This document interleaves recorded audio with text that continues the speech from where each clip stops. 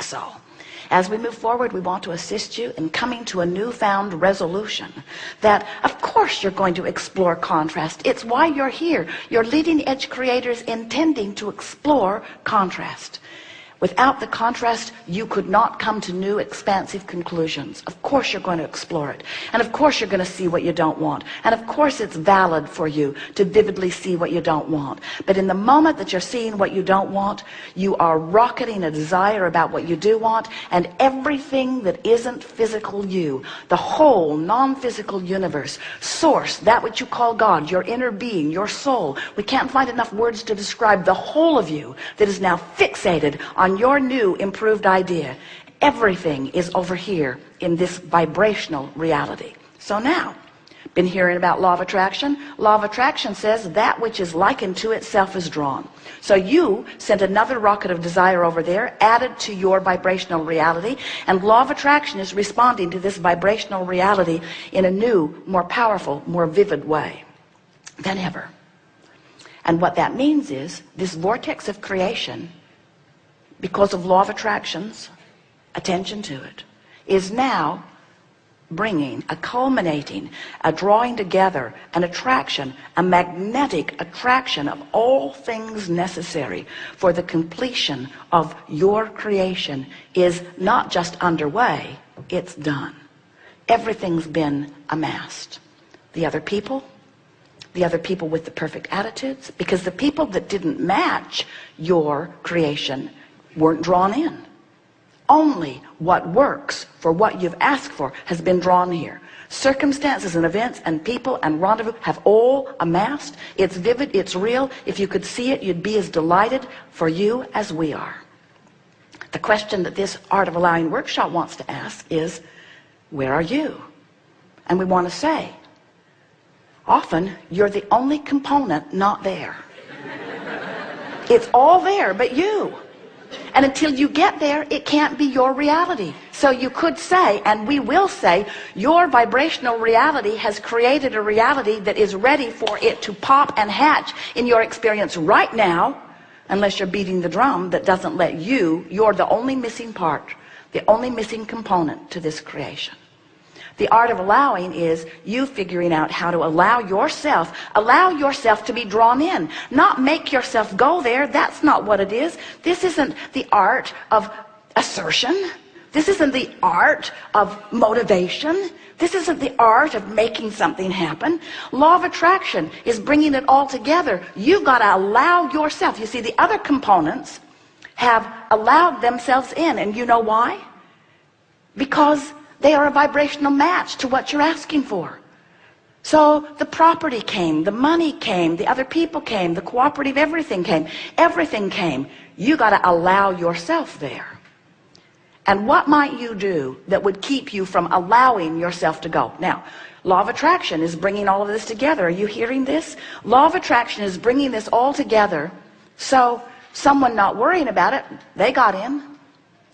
In other words, everything that you need for your creation, all of the financial backing already lined up, all of the buildings you'll need already lined up, all of the lovers you're looking for already lined up. Everything's lined up. Everything's not only lined up, everything's assembled. It's not just assembled, it's all right there. It's all right there, ready for you to let yourself see the revelation of it, ready for you to do what? To allow yourself to go. So what do you have to do to prepare yourself to be there? Stop doing that thing you do that's not letting you go. Stop noticing it's not done. Stop worrying. Stop focusing upon the things that are opposite of it. Stop being stuck in step one. Stop saying, where is it? Why isn't it here? What do I need to do differently? Just relax in the knowledge that it's all being drawn, including you. So allowing is about relaxing and trusting and believing. Allowing is about hoping. In other words, so here's the vibrational reality. You like that term?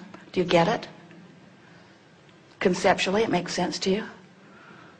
It's so vivid. It's so real. We want so much for you to see it, but you know, if you're not in the vicinity of it, you can't see it. You can't even feel it or hear it from us. This must just look weird. A vibrational reality, blah, blah, blah, blah, blah. If you are in despair, if you are in disappointment, if you are in fear, we know you can't hear it, you can't see it, you can't sense it. You're not getting any clues. You're not feeling optimistic. You're not getting any feeling of inspiration. You don't even want to get out of bed. You don't even want to think about it. When you get mad, you're closer, but you still can't find it. In frustration and overwhelmment, oh, you get an occasional clue, but you dig in and focus upon what's bothering you. So it's not very consistently good.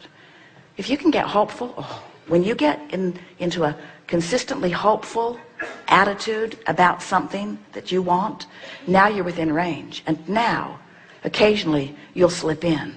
You'll slip in and you'll see a piece of it. And the more you see from your hopeful place, then the more you believe. And oh, when you're believing, you're in the vortex. When you're believing, when you're knowing, you are the vortex. When you know it, nothing less than what you want can be. When you know it, you walk, you speak, it happens. You walk, you speak, it happens. People say, how does this happen to you? And you say, because I know. I know my well-being. I know my worthiness. I know with clarity what I want. Life has helped me see it. And I know that I'm worthy. I know my worthiness. I know. But meanwhile, hang around there, out there, and hope. That's fine. Hope's good enough. If you can get to hope on the things that you care about, hope will bring you in enough that you'll start seeing evidence, and then you'll start believing. And once you start believing, then you're in the vortex. Then there's no separation between you and you. Then the manifestation must show itself to you.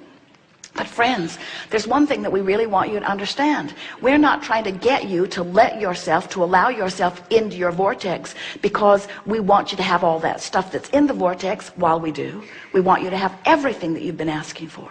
We want you to train yourself little by little into the allowing place, because the feeling of movement toward the vortex is the sublime feeling of life working for you. We want you, even before you're in the vortex where the manifestation shows itself to you, we want you to enjoy the ride on the way to the vortex. Now think about it. As Jerry and Esther are traveling from Phoenix to San Diego, most of the way they're not in San Diego. Let's call San Diego the vortex. Jerry calls it the Garden of Eden. Let's call it the vortex. Let's call it the vortex. Except for that one bad refrigerator, everything's perfect. So here is this vortex, and they're on their way across the desert. But they're going to travel 400 miles before they arrive where they want to be. What we want you to understand is moving toward the vortex is the blissful aspect of life, you see.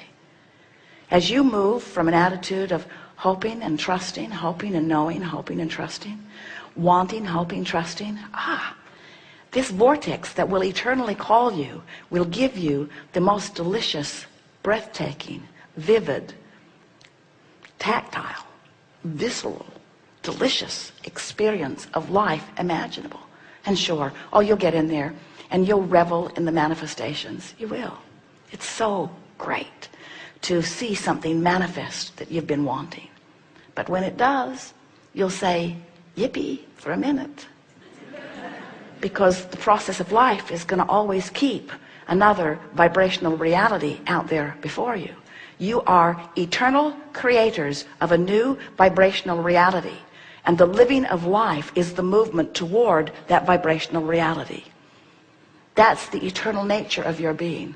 And if you get hung up for very long in an awareness that you're not getting something that you want, and then you turn that into the artful habit of beating the resistant drum, then life stops being fun.